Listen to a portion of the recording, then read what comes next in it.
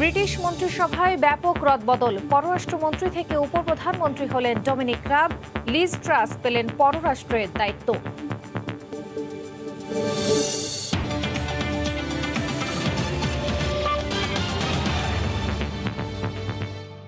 আন্তর্জাতিক সময়ের সঙ্গে আছি আমি খান তাজদিন আহসান। যুক্তরাজ্যের মন্ত্রিসভায় ব্যাপক রদবদল করেছেন প্রধানমন্ত্রী বরিস জনসন। ৩ মন্ত্রীকে বরখাস্ত করা হয়েছে।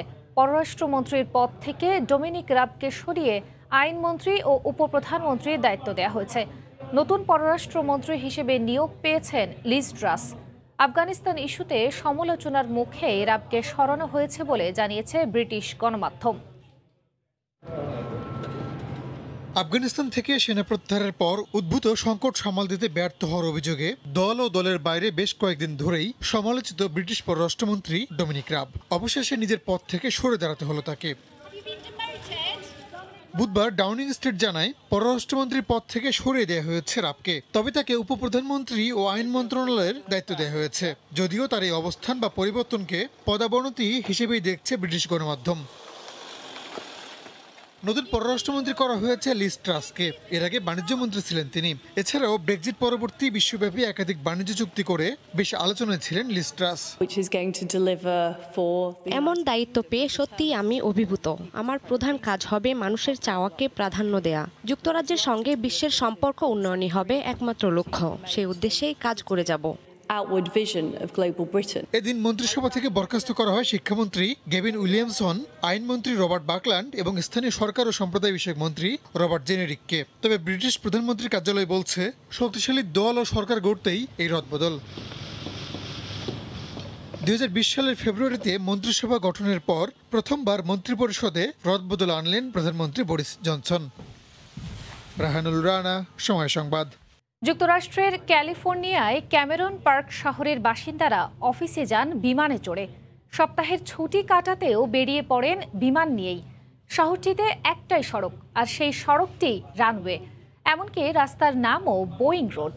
শহরটির ব্যস্ত রাস্তায় চলন্ত গাড়িকে পাশ কাটিয়ে বিমান চলতে পারে বিনা বাধায়, যাকে বলা হয় বিমানের শহর। ক্যালিফোর্নিয়া থেকে এমন এক শহরের খবর জানাচ্ছেন সহকর্মী লস্কর আল মামুন। বিভিন্ন শহরে বাস, ট্যাক্সি বা ব্যক্তিগত গাড়ি যেভাবে চলে, এ শহরে বিমান চলে সেভাবেই। প্রত্যেকে রয়েছে অন্তত একটি করে ব্যক্তিগত বিমান। গাড়ির গ্যারেজের মতোই বিমান রাখার জায়গা বা হ্যাঙ্গার রয়েছে ঘরে ঘরে।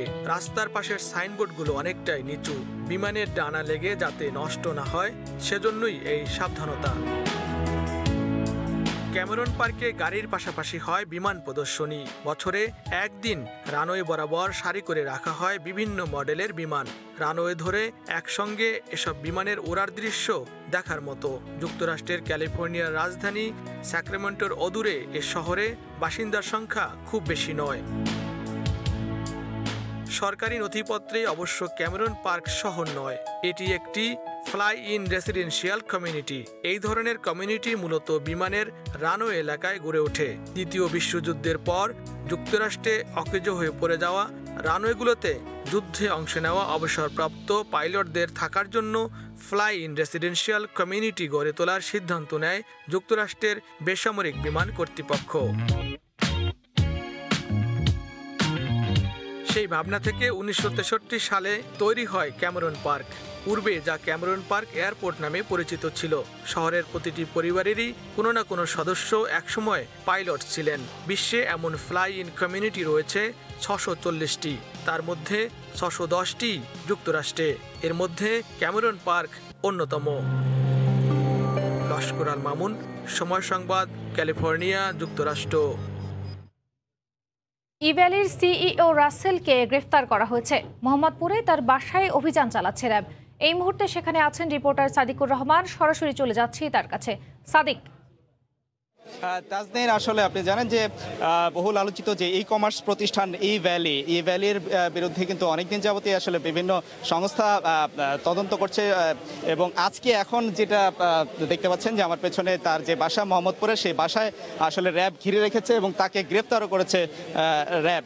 তবে আটক করছে র্যাব। এবং একটা বিষয় জানিয়ে রাখি যে আলোচিত যে ই কমার্স প্রতিষ্ঠান এই ভ্যালির বিরুদ্ধে কিন্তু যেই অভিযোগগুলি রয়েছে, যে প্রথম বাণিজ্য মন্ত্রণালয় আসলে চিঠি দিয়েছিল দুদককে চিঠি দিয়েছিল যে অনুসন্ধান করার জন্য, যে তারা বিশাল যে বিভিন্ন ধরনের পণ্যের বিশাল মূল্য ছাড় দিয়ে গ্রাহকদেরকে যে তারা আকর্ষণ করতে এবং গ্রাহকদের কাছ থেকে অগ্রিম বিভিন্ন অঙ্কের টাকা নিয়ে কিন্তু বিশাল অঙ্কের টাকা তারা অগ্রিম নিয়েছে, কিন্তু তারপরেও কিন্তু গ্রাহকদেরকে নির্দিষ্ট সময়ে পণ্য যেটা ডেলিভারি দেওয়ার কথা ছিল তা কিন্তু আসলে সরবরাহ না করার কারণে অনেক গ্রাহকরাই কিন্তু এসে ভোগান্তির শিকার হয়েছে। এবং এই সময় বিভিন্ন সময় কিন্তু তাদের বিরুদ্ধে যে অভিযোগগুলি উঠেছে সেগুলি কিন্তু দুদক খতিয়ে দেখেছে এবং দুদক আদালতে মহানগর দায়রা জজ আদালতে একটি চিঠি দিয়েছিল জুলাই মাসে, যে এই ভ্যালির যে এমডি এবং চেয়ারম্যান তাদেরকে দেশ থেকে আসলে নিষেধাজ্ঞার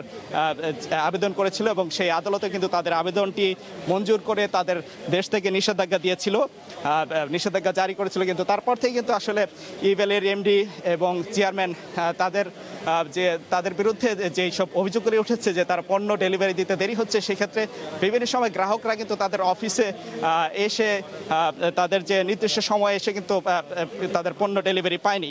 বিভিন্ন সময় তারা আশ্বাস দিয়েছে যে একে একে তাদের গ্রাহকদের পণ্য ডেলিভারি দেবে, কিন্তু তাদের সরবরাহ করা হয়নি। এবং সেই সূত্রে কিন্তু আজকে র্যাব দেখা যাচ্ছে যে দীর্ঘ সময় এখানে অভিযান চালিয়েছে এবং তাদের বাসাটি পুরোটা ঘিরে রেখেছে এবং ঘিরে রাখার পরবর্তীতে এখন কিন্তু গ্রেফতার হয়েছেন তিনি।